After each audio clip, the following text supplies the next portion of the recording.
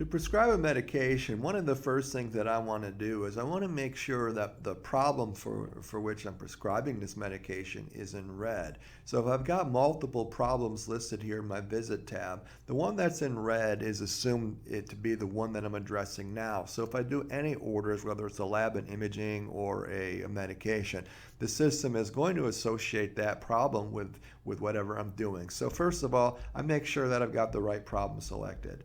Now I'm going to click on the Add Med button. I'm going to type in a couple letters of the medication's name, and as I type, it provides a list of all of the medications that whose description meet that whatever I've typed in. I can use the arrow keys and double click and select, or just click enter once it's highlighted and select a medication that I want. This opens up my medication window. Now, a couple of things to note here. Notice that the problem that's associated with the medication is what I've already selected in red.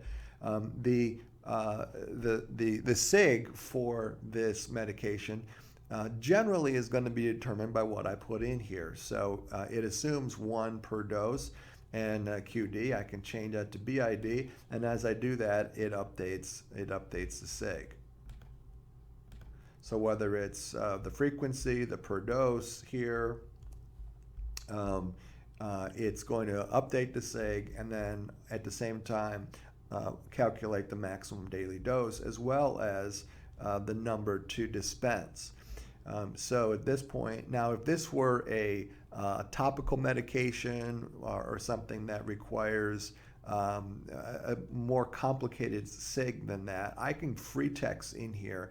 The only thing you want to be careful of is you don't want to do both. You don't want to free text in here and then also use this information, because you might be confused. I can go ahead and say, 1 tablet a day, 1 tablet orally 3 times a day, but my per dose says 2. Now that's inconsistent. So you just want to be careful that if you do manually type here, that you know that the system is going to use this SIG, what you've written here, when it sends it to the pharmacy. Now, if you're doing a medication for the first time and you find that you're having to change the SIG here, this little save button right there will save this SIG as a default for this medication. So especially if I've typed out something at length for a topical, I don't want to have to do that every time. So I want to click on this button here, and it asks me, do I want to save this SIG as a default for the medication? And I could say yes or no. So whether I've typed it out or I've just used this here, and I've said, okay, I want 1 TID.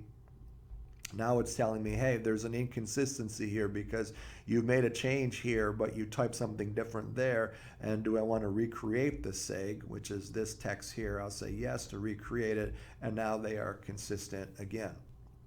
All right, so if I want that to be my default SIG for this medication, again, I would just click this button, and then I wouldn't have to change this every time I prescribe this medication.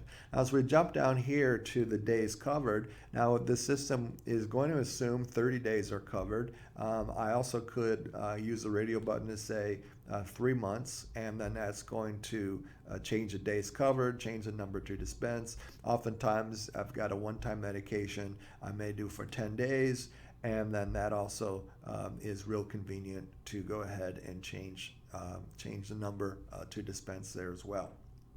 Dispense as written is there's a checkbox for that.